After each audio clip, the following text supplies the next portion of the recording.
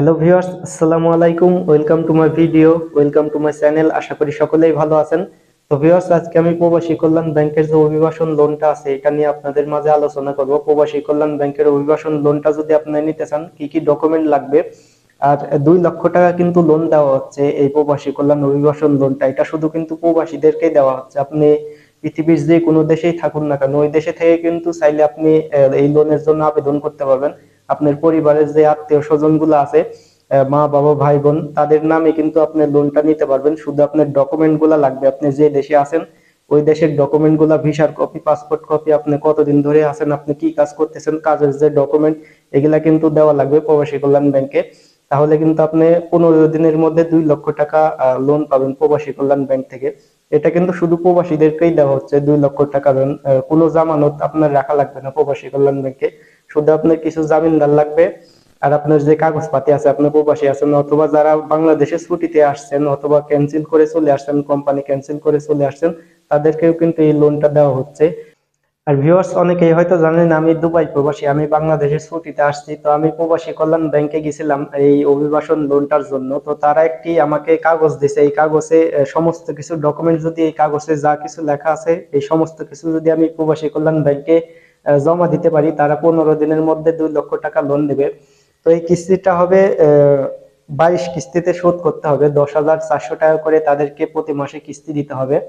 তো এই সমস্ত কিছু ডকুমেন্ট এখন আপনাদেরকে আমি জানানোর চেষ্টা করবো। এই ডকুমেন্ট গুলো আপনি যদি দিতে পারেন প্রবাসী কল্যাণ ব্যাংকে, যদি আপনার প্রয়োজন হয়, আপনি যদি চান যে 2 লক্ষ টাকা লোন নেবেন প্রবাসী কল্যাণ ব্যাংকে থেকে, তো এই ভিডিওটা শুরু থেকে শেষ পর্যন্ত দেখার অনুরোধ রইল। আর যাদের প্রয়োজন না যে আপনি নেবেন না প্রবাসী কল্যাণ ব্যাংক থেকে, তাহলে ভিডিওটা ছেড়ে চলে যেতে পারেন।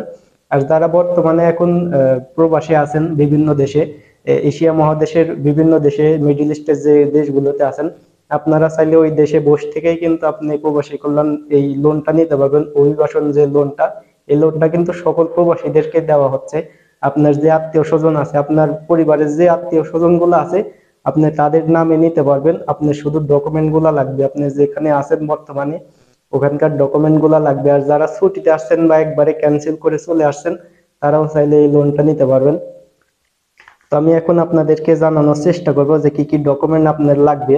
আমি যেহেতু ছুটিতে আসছি বাংলাদেশে, তো আমার ক্ষেত্রে যে ডকুমেন্ট গুলা লাগবে, আমার পাসপোর্ট কপি লাগবে 2টা। পাসপোর্টের যে সামনের পৃষ্ঠা আর পরের পৃষ্ঠার যে ফটোকপিটা, এটা লাগবে।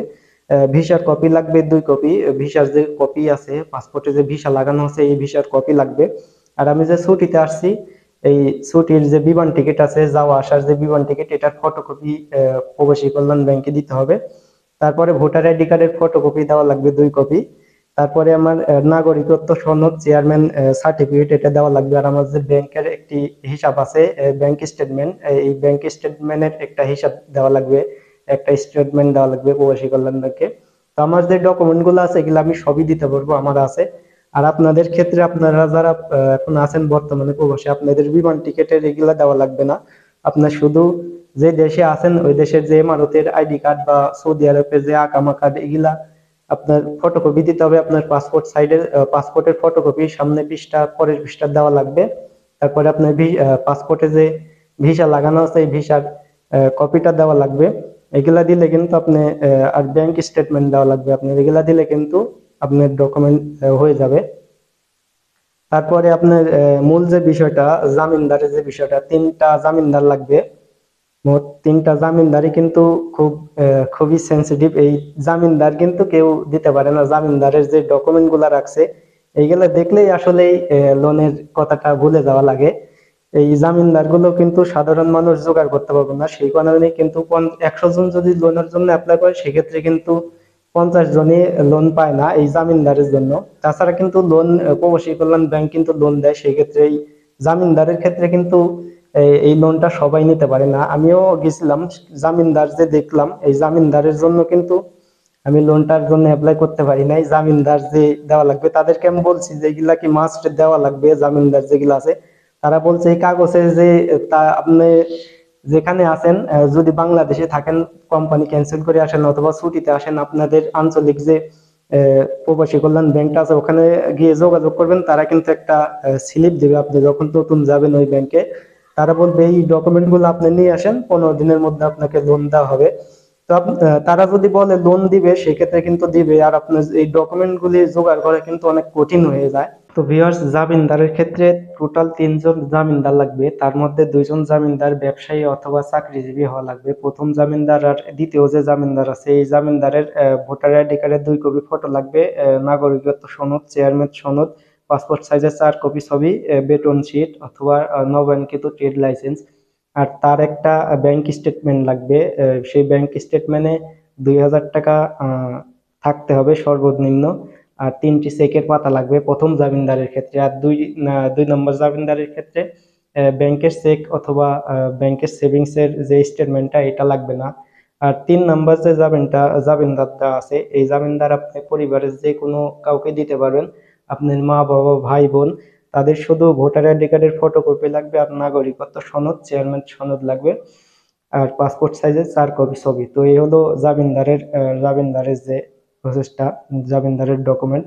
তো এই জামিনদারের ক্ষেত্রে কিন্তু মানুষ লোনটা নিতে পারে না, সকল প্রবাসী বা যারা ছুটিতে আসছে বা একবারে প্রবাস থেকে চলে আসছে, তারা কিন্তু এই অভিবাসন লোনটা এই জামিনদারের ক্ষেত্রে নিতে পারে না। আপনারা হয়তো খেয়াল করবেন যে আমাদের গ্রাম অঞ্চলে যে এনজিও গুলো আছে, বুড়ো বাংলাদেশ আশা সমিতি, ব্র্যাক ব্যাংক, তারপরে আপনার গ্রামীণ ব্যাংক, এসব ব্যাংকে কিন্তু আপনি যার নামে লোনটা নিবে তার ভোটার আইডি কার্ডের ফটোকপি, ব্যাংক স্টেটমেন্ট, 6 মাসের ব্যাংক স্টেটমেন্ট, একটি চেকের পাতা আর একটি জামিনদার হলে কিন্তু সর্বোচ্চ 1 লাখ টাকা করে লোন দেয়।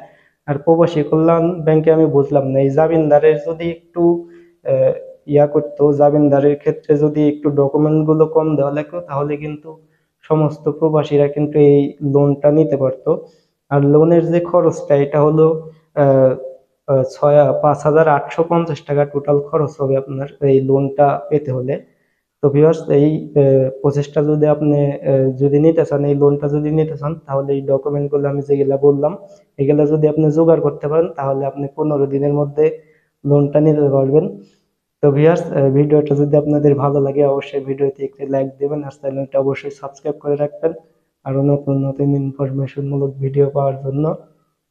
তো ভিউয়ার্স, ভিডিওটা আজকে এই পর্যন্তই। সবাই ভালো থাকবেন, সুস্থ থাকবেন। আল্লাহ হাফেজ।